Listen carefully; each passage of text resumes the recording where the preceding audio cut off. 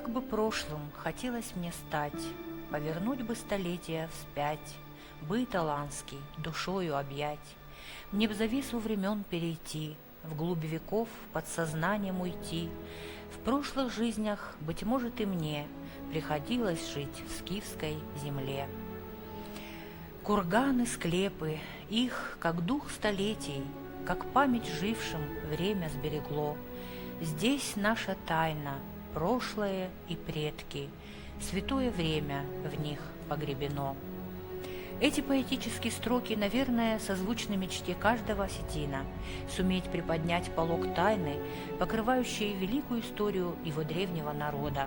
Однако время обладает неумолимым свойством безжалостно уничтожать следы жизни, к тому же покрывая, как известно, все в мире пылью забвения.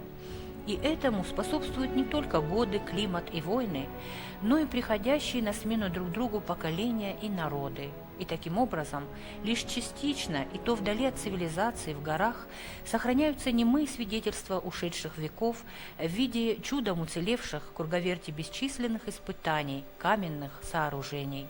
Для всех же остальных составляющих жизни человеческого общества в прошлом, безусловно, не остается абсолютно никаких шансов сохраниться под солнцем, то есть на поверхности Земли.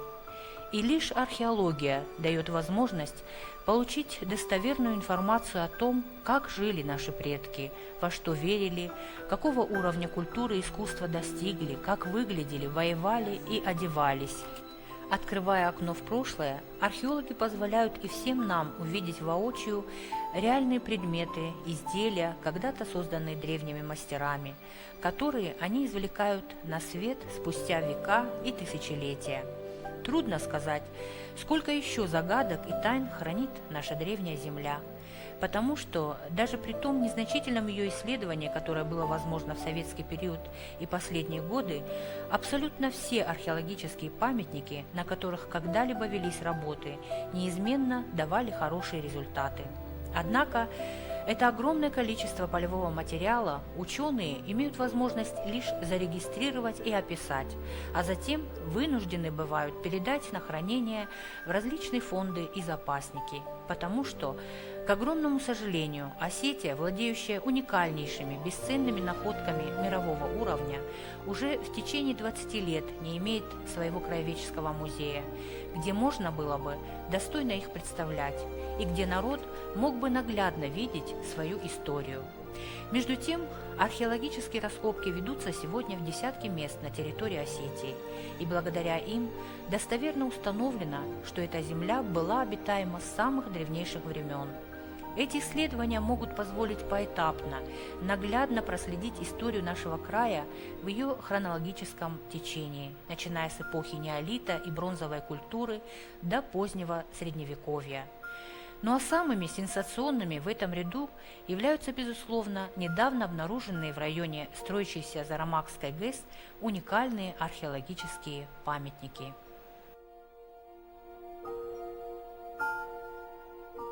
Если бы, допустим, не было строительства ГЭС, и если бы вот московские заказчики все-таки не оплатили спасательно-охранные раскопки в зоне затопления Зарамакской ГЭС, то и не было бы вот этих великолепных материалов.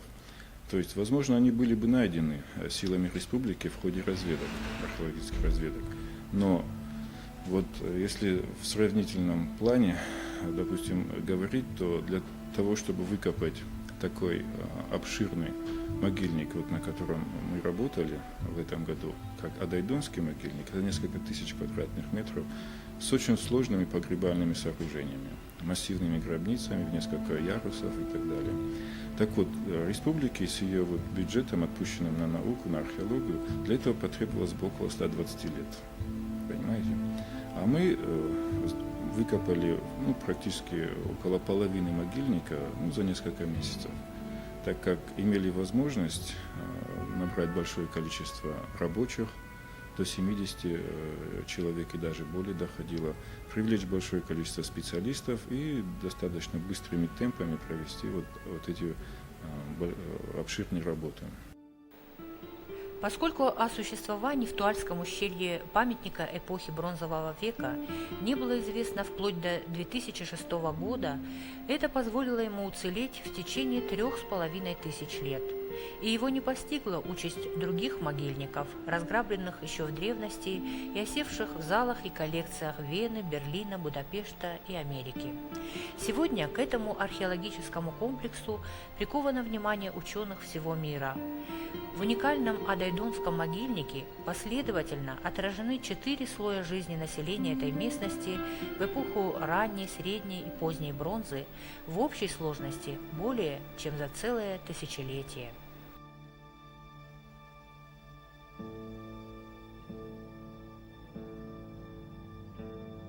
Зарамак является одним из центров рождения кабанской культуры. В конце 15-14 веке до нашей эры эта культура здесь вот появляется в горной части Центрального Кавказа. И потом она начинает распространяться уже в предгорье. К XII-XI веку кабанские племена занимают территорию Кабардино-Балкарии и Ингушетии, частично Чечни. Аналогичная ситуация есть на юге. Вот, Южная Осетия также полностью покрыта памятниками кабанской культуры, в том числе очень ранними памятниками кабанской культуры. Если мы, скажем, зададимся вопросом, как она возникла, то исследователи пока точно не могут ответить на этот вопрос. Из каких компонентов состояла, тоже мы не можем это сказать.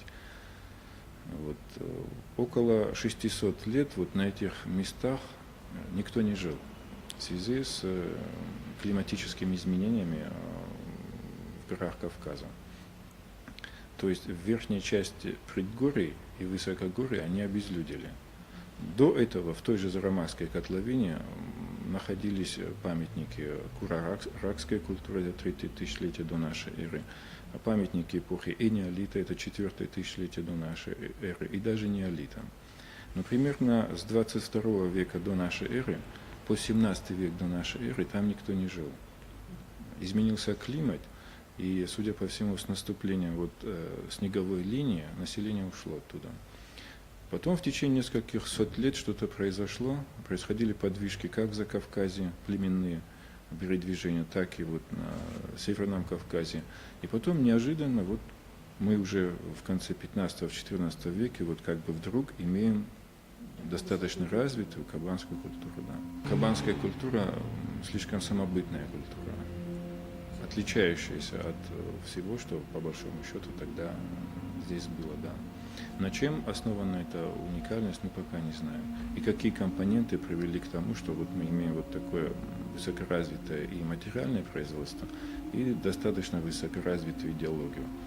Потому что эти заморфные предметы, которые мы видим, они говорят о очень сложных культах, которые существовали в кабанском обществе, о развитом представлении вообще человека о своем социуме, о каких-то религиозных таких моментах. То есть это были не примитивные племена, которые поклонялись, допустим, анимизму или каким-то силам природы. У них были божества, которые они олицетворяли в заморфном стиле, в виде, и также встречаются изображения человека. То есть, как мы знаем из развития цивилизации, философии, человек проходит несколько этапов, общество проходит несколько этапов развития своей идеологии. И на первом этапе это божества предстают в виде животных, сначала сил природы, животных, а потом уже божества приобретают антропоморфные формы. Кабанская культура в эпоху своего классики, в эпоху своего классического развития, ее религиозная система уже включала в себя божества антропоморфного типа. Очень сложное. Там есть, допустим, очень интересная привеска, которая находится сейчас, не привеска, а навершие жезла, которая находится сейчас в Эрмитаже. Она изображает какое-то древнее кабанское божество, которое стоит в динамичной позе на рогах тура и в руках держит булаву, символ власти. Есть еще одна очень интересная тоже фигура антропоморфная человека видная. Она изображает какого-то человека, возможно, божество, которое сидит в кресле и в руках держит турирок с напитком. То есть это говорит об очень развитой идеологической системе все-таки уже кабанского общества. Судя по находкам, наблюдается такая картина, при которой общество было достаточно однородным. Безусловно, есть вожди, безусловно, есть жрецы, но рядовые сотрудники отличаются от них, кардинально от них не отличаются. Это связано с атрибутикой некоторых предметов. Вот. И, может быть, с некоторым преобладанием количества предметов, но все-таки каждый член кабанского общества – это гражданин. То есть это мне напоминает, может быть, греческие полисы, где каждый член общества должен быть гражданином и иметь оружие. Поэтому в каждом кабанском погребении, простой, но непростой, обязательно набор оружия и всех необходимых атрибутов для путешествия в загробный мир. Вот, кстати, вот этот фактор, мне кажется, очень важен, потому что в некоторых работах приходится читать, что скифо-сарматские племена завоевали кабанцев и использовали их как рабочую силу. Эксплуатировали их как рабочую силу для своих непосредственных нужд, как хороших металлургов. Вот в этой связи возникает вопрос, каким образом можно эксплуатировать народ, вооруженный, можно сказать, до зубов. А кабанская культура, как развитая цивилизация, она контактировала со всеми своими соседями, причем контактировала очень активно. Она брала то, что считала нужным, полезным для себя, творчески перерабатывала. Там прослеживаются совершенно четкие контакты, начиная от Передней Азии, то есть это Ассирия, это Урарту, это Древний Иран, ахеменидского типа, ахеменидского этапа и даже до ахеменидский Иран. И это Закавказье, и, безусловно, это степные племена Северного Кавказа. Это наиболее активные контакты прослеживаются с кемерийцами и со скифами, конечно же. Если говорить об идеологии, то вот перед нами один из элементов кабанской металлопластики. Это достаточно изящная кружка, форма которой идет все-таки из древнего Ирана, причем с очень ранних этапов, еще со второй тысячелетия до нашей эры. Вот. Кабанцы стали делать ее в бронзе и снабдили ее зооморфной ручкой. Вот здесь вот видно, что это собаковидное существо с треугольным птичьим хвостом. Это не случайно, так как вот это вот зооморфное существо мифологическое, оно должно, кроме того, что оно участвовало, допустим, в разных видах, она присутствует в кабанской идеологии, в виде привесок, в виде каких-то наверший и так далее. Это, я не знаю, как называли это существо кабанцы. Это мифологическое существо, которое древние иранцы называли Сенмург и Симург. Вот. Как его называли кабанцы, я не знаю, потому что язык их нам неизвестен. Но удалось выяснить, что это совершенная копия именно тех вот представлений, древнеиранских представлений о Сенмурге, о священной крылатой собаке, которая является оберегом и посредником между небом и землей и защищает человека от всех напастей. Допустим, именно здесь, поэтому они ее и поставили на кружку, чтобы он должен следить за тем, чтобы в этом сосуде было только благодатное питье. Во-первых, благодатное, во-вторых, угодное богам, если будут, допустим, делаться возлияния. Здесь вот мы видим ту же собаку, но уже крылатую собаку, опять с треугольными хвостами. Есть привески, на которых вот этот вот Симург, условно будем вот так называть, или кабанская крылатая собака, она снабжена реальными крыльями. Вот здесь он выполнен в виде женских привесок. Соответственно, женщина, как более нуждающаяся в защите, она помещала на свой костюм именно вот такие привески, чтобы чувствовать себя более защищенным. Значит, они встречаются только в женских моделях? Вот именно такого типа привески в женских захоронениях. Причем вот у нас здесь, на территории Осетии, наверное, около 40 уже таких вот птицевидных привесок, найдено в женских комплексах. Еще один из атрибутов женского костюма – это налокотник, который одевался на руку, вот на эту часть, допустим, на среднюю часть локтевого сустава, а уже непосредственно на запястье одевался браслет. То есть, можно себе представить, что это было достаточно, скажем так, красиво выглядело, да. Вкусы были достаточно развиты, поэтому есть и накосники, есть и перстни, и кольца, и привески всевозможных типов, и разные животные в виде этих вот привесок изображены. И бусы в большом количестве. И не просто бусы, а, скажем, есть стеклянный бисер разного цвета. И этим бисером на одежду нашивались узоры. Причем узоры были настолько многочисленные, что часто бывает трудно зачищать такие погребения, так как они сплошь покрыты вот такими вот элементами бисера.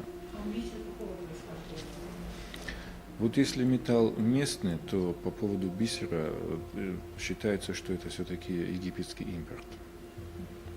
То есть в те времена у них были контакты? Центральный вариант кабанской культуры располагался на главных перевальных дорогах через Центральный Кавказ, военно-грузинская, военно-остинская дорога. Причем, если учитывать, что Черноморское побережье, Черноморская дорога тогда была достаточно труднопроходимой, то здесь как раз-таки через территорию Осетии проходили международные, можно сказать, караванные пути. Соответственно, методом челночной торговли они получали любые товары, которые имели, которые желали иметь. Для примера, бронза для кабанской металлопластики поставлялась с Британских островов. Тоже методом таких караванных обменов. Если говорить об уровне развития кабанских мастеров, то здесь две поясные пряжки из фондов нашего института. То есть здесь применена очень сложная техника. Это техника инкрустации железом по бронзе. То есть даже современные мастеры, тем более с такой тонкой работой, во всяком случае, я не знаю, чтобы они брались за такую работу. Сама поверхность пряжки полностью покрыта тончайшей гравировкой. Конкретно эти пряжки, это уже эпоха классической кабани. Они датируются X-IX веками до нашей эры. До сих пор искусствоведы думают, каким образом кабанцам удавалось небольшими такими рациональными короткими штрихами достигать очень выразительной композиции. Здесь мы видим оленя, который, можно сказать, и по отдельности достаточно примитивен. Но вся композиция представляет из собой высокохудожественное произведение и передана даже определенная динамика и грация животного. Это непередаваемый стиль кабанских мастеров. Носилась эта пряжка, это принадлежность парадно-боевого мужского пояса. То есть здесь крючок с обратной стороны, здесь отверстие, на которое нашивалось или бронзовое, к которому пришивался или бронзовый пояс, или кожаный пояс, и она оборачивалась вокруг тела. Одновременно она являлась и частью боевого доспеха, потому что, скажем, воин, полностью пояс которого живот, нижняя часть закрыта бронзовым поясом, а впереди такая пряжка, он достаточно защищен от колющего оружия. Если говорить об эпохе классической кабани, то здесь мы видим бронзовые удила. То есть по классификации бронзовых удил они относятся к двурядно-прямоугольному типу и непосредственно называются двукольчатые удила. Двукольчатые, потому что здесь два кольца. Первое из них шло на морду лошади, а первое из них одновременно шло на морду лошади и одновременно на псалии, которые сюда же пристегивались. А большое кольцо было связано с поводом уздечки непосредственно. Что давало изобретение подобных удил? То есть они были изобретены примерно в IX веке до нашей эры. и стали фактически революцией в плане управления лошадью. Здесь вот видно ребристая поверхность, двурядный прямоугольный орнамент. То есть он не случайен. Это жесткая узда. Лошадь, запряженная вот такими уделами, верховая лошадь, она полностью послушна руке всадника, что давало возможность кабанским всадникам совершать одновременные маневры. То есть по сигналу военачальника группа всадников могла неожиданно повернуть, неожиданно остановиться и так далее. Ну а так как лошадь тогда была достаточно еще не до конца, не такая послушная, как сейчас, все-таки эпоха была древняя, то чтобы сделать ее послушной, нужна была жесткая узда. Боевые столкновения тогда происходили часто каким образом? То есть вот орда летит, и часто всадник даже не мог остановить свою лошадь. Остановить в том месте, где он хочет, допустим. Тем более развернуть ее вправо или влево. А здесь же, уже снабженный, допустим, вот таким усовершенствованным комплектом узды, кабанские всадники, конечно же, имели большое преимущество над противником. Пик развития кавказской цивилизации в эпоху поздней бронзы, раннего железа достигла только кабанская культура. То есть это развитая инфраструктура, это масштабное террасное земледелие, причем грамотное террасное земледелие, когда террасы специально строились из массивных блоков, из камня, причем там продумывалась дренажная система. То есть земля насыпалась, и продумывалось, сколько дождя достаточно, допустим, на этом склоне. Если он был слишком увлажнен, то в этих стенах оставлялись просветы, чтобы лишняя вода, проходя сквозь земляную террасу, она вытекала и не разрушала ее. Вот, соответственно, это террасное земледелие давало достаточно большой зерновой продукт. По тем временам это проса, ячмень, вероятно, в основном вот такие вот культуры. И, возможно, какие-то огородные культуры. Система поселений также была тщательно продумана. Отгонное скотоводство. Скотину, например, вот, по нашим вот данным, не выгоняли близко от места, где расположено непосредственно само поселение, где жили сами люди, для того, чтобы не вытаптывалась трава и чтобы не происходило вот этих эффекта эрозии. Материалы этого могильника, который до сих пор еще даже не раскопан, они уже опубликованы в 5 статьях и в одной монографии. Я уже не говорю о газетных публикациях. Это говорит о большом интересе специалистов к нему, конечно.